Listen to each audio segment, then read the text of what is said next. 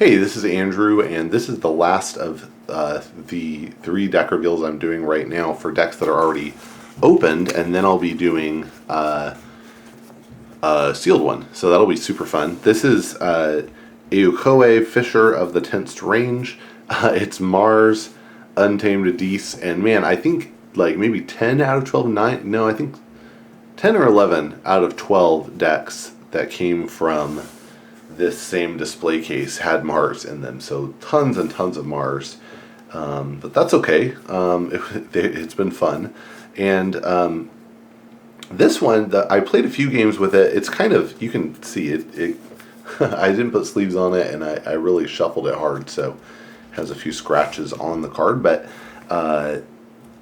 played a few games with this and was just killing with it and thought, oh, this is so great, and then took it to a chain-bound event and went 1 and 2.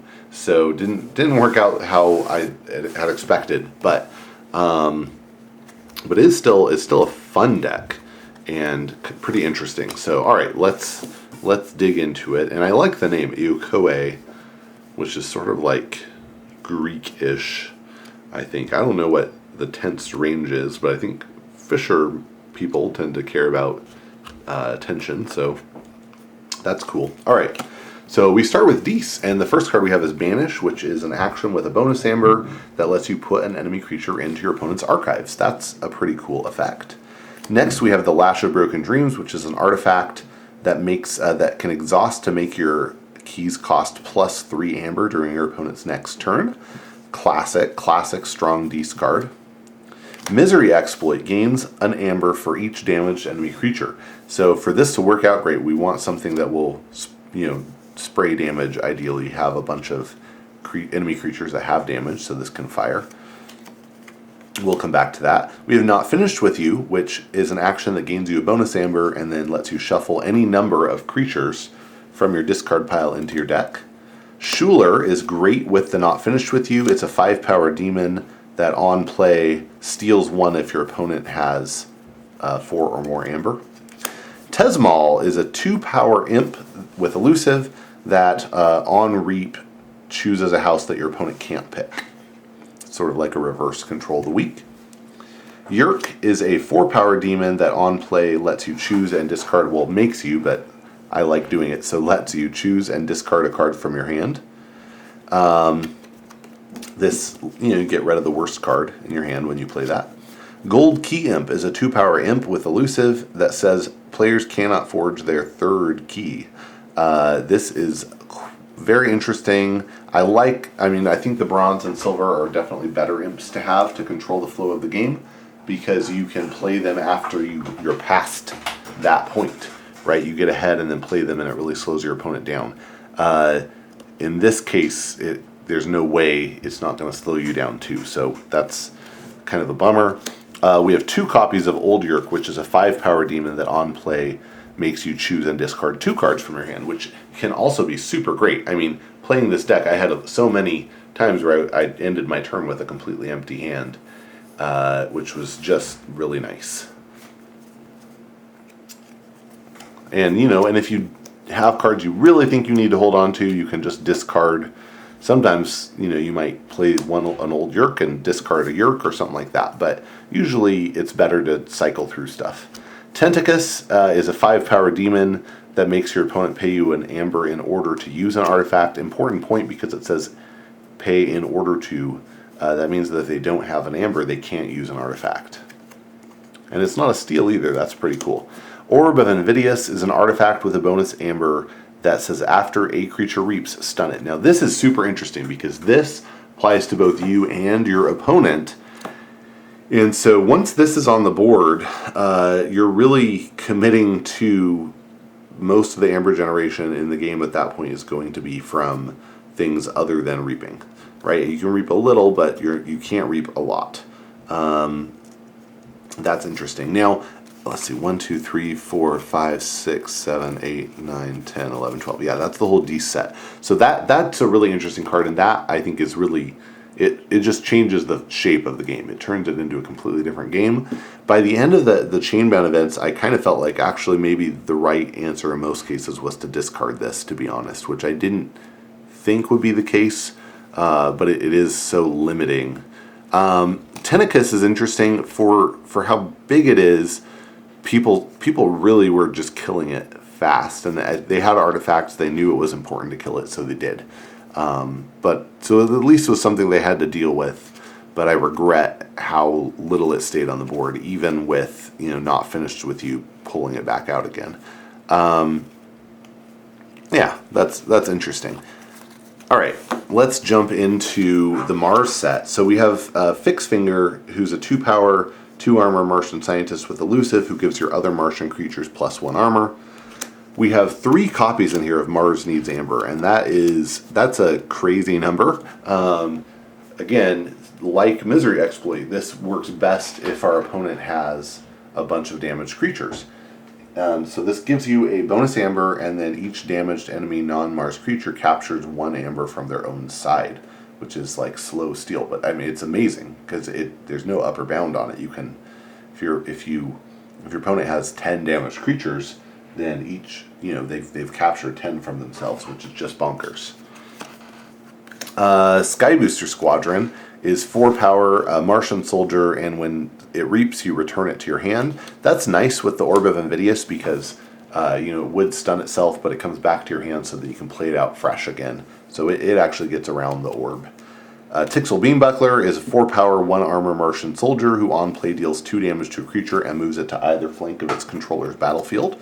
And we have 2 of those. These are nice for, now we get into where we start saying, okay, here are ways to spray damage. And these can be done on a Mars turn. So if you have 2 of these and a Mars Needs Amber, and your opponent has 2 creatures that can survive getting hit like that, then you have 2 amber control in that setup. If you have 2 Mars Needs Amber, you have 4 amber control right there. So it can get pretty good pretty fast if you get the right setup.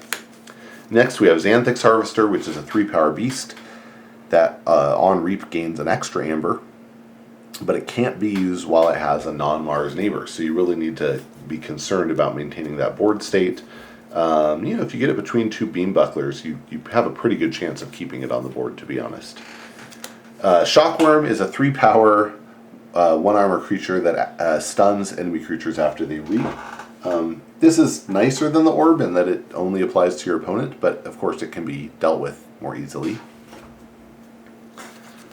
And then we have Grommet, who's a 10-power beast that says you can't play creatures, but after an enemy creature is destroyed fighting Grommet, your opponent loses 1. And unfortunately, in this deck, I think Grommet is a discard, because now if we knew we could take 2 more Mars turns in a row after the one we're on, then it wouldn't be bad. We can probably get it killed by then, but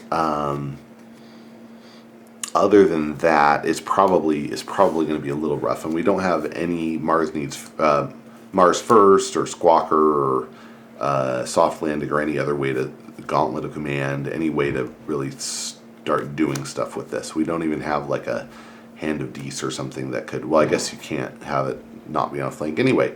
So yeah, it's a little rough. And then lastly, we have 2 copies of Ixilk Stimrager, who's a 4-power 2-armor Martian soldier that after fighting deals 2 damage to a creature and moves it to either flank of its controller's battle line. So this also has a lot of potential to be good with the Mars Needs Amber and Misery Exploit. Alright, let's go through the untamed creatures now. We have Fanghouse, who's a 3-power beast with Assault 3 and Hazardous 3. Again, really good for dealing with elusive creatures because that Assault 3 damage is dealt before the fight. We have 2 copies of that.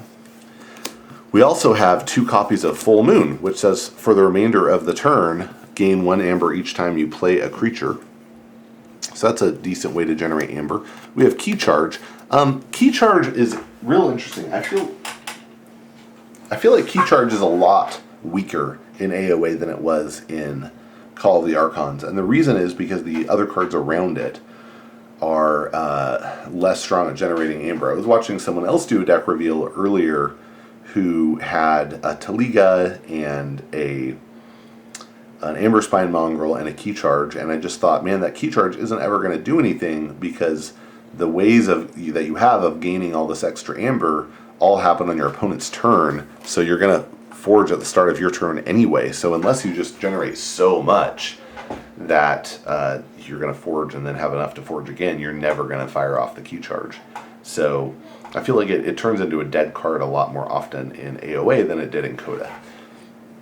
Now with these 2 full moons, maybe we do have a way of generating enough on our turn, or perhaps if, let's say, we'd done a Marcy's Amber the turn before and then kill a bunch of stuff with Fanghouse, maybe there's a way, but it's less likely to fire than in Coda, where we had, Hunting Witch and I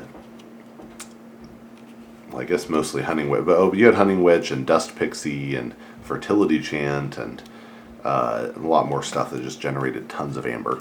Marmo Swarm is a 2-power beast that gets +1 power for each amber in your pool. Tantadlin is a 9-power tree that only deals 2 damage when fighting, and after fight it discards a random card from your opponent's archives. We have a copy of They're Everywhere, which gains you a bonus amber, deals 2 damage to each enemy flank creature, and then 1 damage to each enemy creature that's not on a flank. This is really solid with Mars Needs Amber and Misery Exploit. And that's really why I thought this deck would work out really well, but you can't have 4 cards that need this to combo and expect them to work out consistently. That's the problem. Camouflage is an upgrade that gives you bonus amber and then gives a creature the ability that it can't be attacked by creatures that aren't on a flank. So that's kind of interesting. Now, of course, your opponent always has 1 or 2 creatures that are not on a flank, or that are on a flank. So they will always have something they could use to attack whatever creature you put this on, but it limits them. Niflgrounds is an artifact with a bonus amber that exhausts to let you choose a creature, and for the remainder of the turn that creature loses Taunt and Elusive. Panpakajaga is a 3-power beast that has Skirmish and gives all the creatures to the left of it on the battle line Skirmish. And then Kindrith Longshot is a 3-power human ranger with Elusive and Skirmish who on Reap deals 2 damage to a creature. I really should give this deck another try with the rule that I just hard discard the orb and see if it does better than it did, but there's just too much in here that didn't like having the orb, I think, and I thought it would work out, but it relied too much on these damage sprays to really work out. So it just didn't perform consistently enough. But I think maybe if I give it another try with the rule that I don't play the orb, it maybe works out better. We'll have to see. Anyway, thanks for watching this. I hope you enjoyed watching it as much as I enjoyed making it, and I hope you have a great day.